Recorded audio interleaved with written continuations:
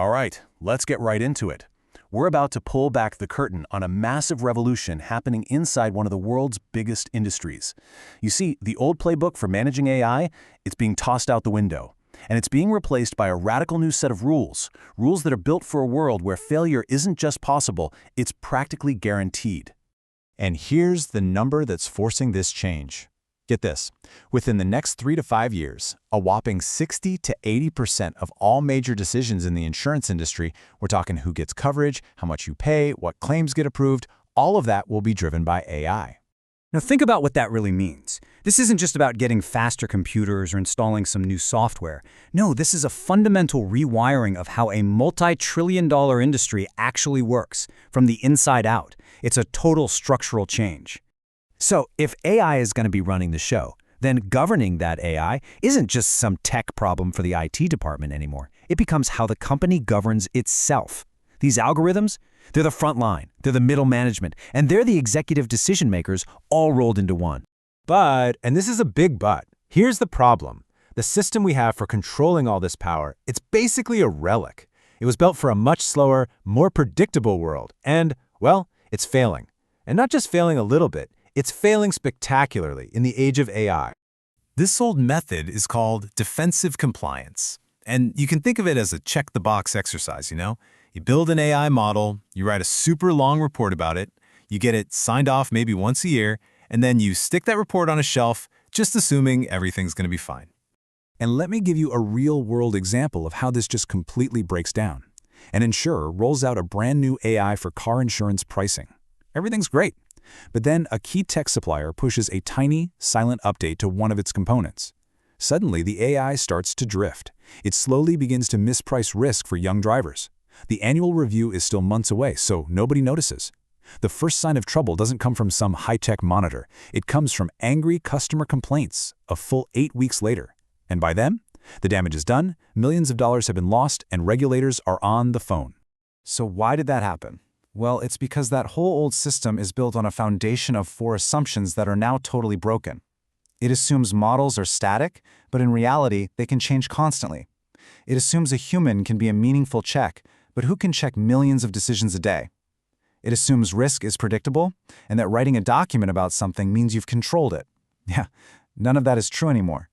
The entire foundation is just crumbled. And this brings us to the absolute core idea of this whole explainer. It's a mental shift so big that it changes the entire game.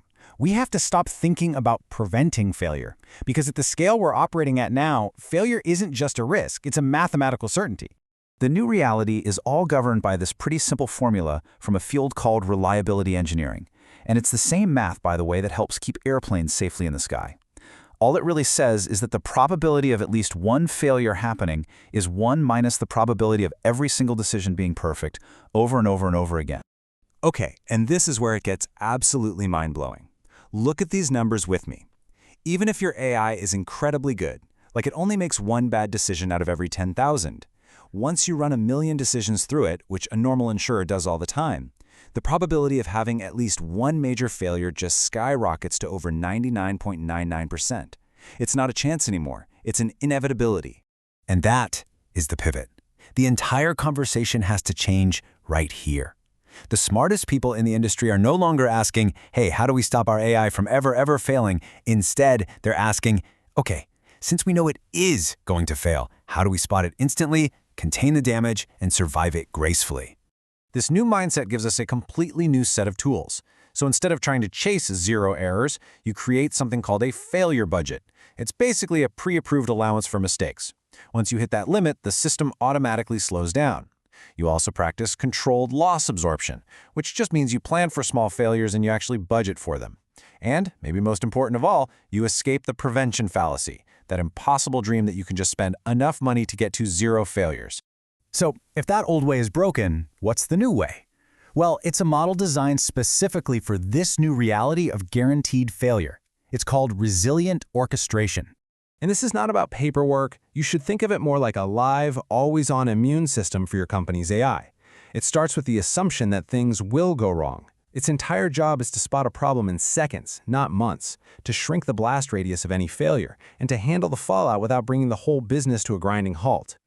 The difference here is just night and day. The old way checks things periodically. The new way is continuous. The old way assumes everything is stable. The new way assumes constant change. The old way tries to prevent failure. The new way is built to manage it. And control doesn't come from a dusty document anymore. It comes from live data, from telemetry. This new system is built on 5 key principles. You're validating things continuously, not just once a year. You're monitoring behavior in real time. You keep your data and models separate so one can't poison the other. You actually design your systems so they can fail gracefully instead of just crashing. And you embed real, named human accountability right into the tech itself.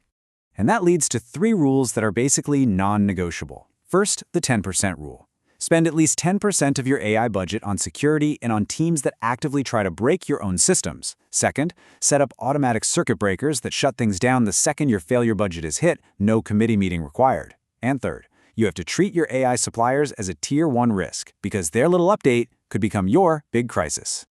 Oh, okay. So why does any of this corporate governance stuff actually matter to the rest of us? Well, because mastering this new world of AI chaos gives companies a huge competitive advantage. And that advantage has a very real impact on all of us. It completely flips the whole idea of what governance is. In the old world, it was seen as a tax, a brake pedal on innovation. But in this new world, this kind of good governance, it's the engine. It's the advanced control system that actually gives a company the confidence to go faster and be more ambitious with AI, because it knows it can handle the turbulence. And this isn't some abstract issue just for boardrooms. For you and me, this really matters. It means a world with fairer prices because mistakes can be caught and fixed in seconds. It means faster, more accurate payments on claims. And at the end of the day, it means we can actually start to trust the invisible algorithms that are making more and more decisions about our lives. And that leaves us with one last really important question. The insurance industry, because its whole business is risk, is on the front lines of figuring all this out. But they are not going to be the last.